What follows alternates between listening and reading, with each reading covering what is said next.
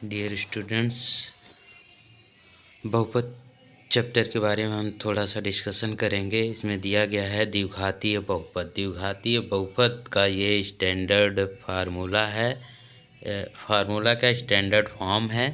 f(x) को आप ax² + bx + c के जैसा हम लिख सकते हैं। ये द्विघातीय बहुपद का स्टैंडर्ड फॉर्म है और ये हमारे पास रेखीय बहुपद है।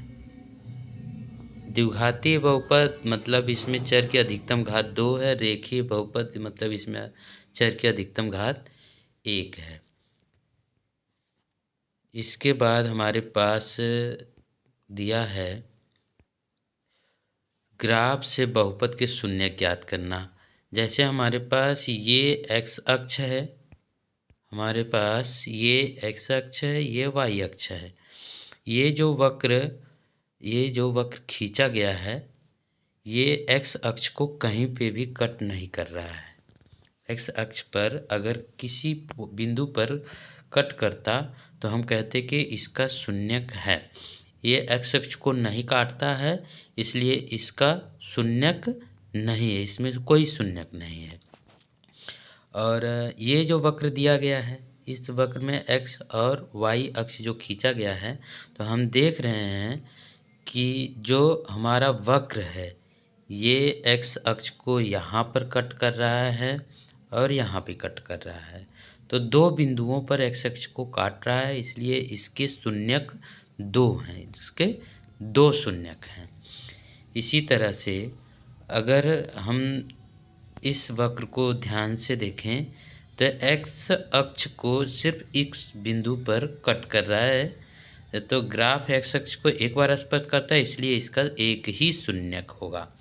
और यहाँ पे x अक्ष को 1, 2, 3 जगह पे कट कर रहा है, इसलिए इसके 3 शून्यक होंगे।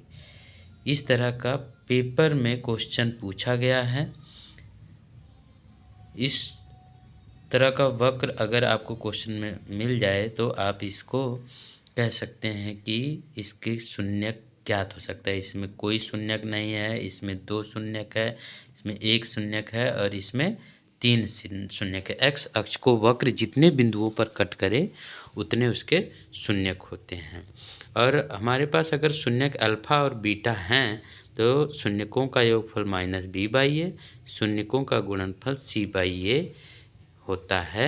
यहाँ पे ABC हम इस स्टैंडर्ड फॉर्म से देख सकते हैं। x² का गुणांक a है और x का गुणांक b है और अचर पद को c से प्रदर्शित किया गया है।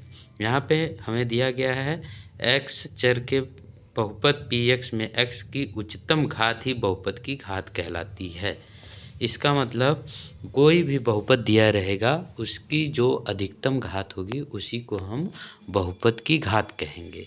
जैसे यहाँ पे हमारे पास ये जो बहुपद दिया गया है, इस बहुपद में ax² + bx + c में इसकी अधिकतम घात 2 है, तो इस बहुपद की घात 2 है।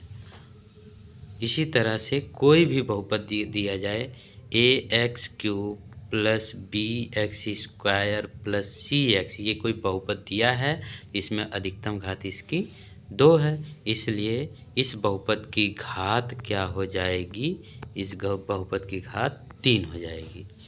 ये छोटी सी जानकारी है जो बहुत इम्पॉर्टेंट है। आप इसे ध्यान से समझ के तैयार कर लीजिएगा। इस टाइप के क्वेश्चन बोर्ड एग्जाम में पूछे हुए हैं। Thank you.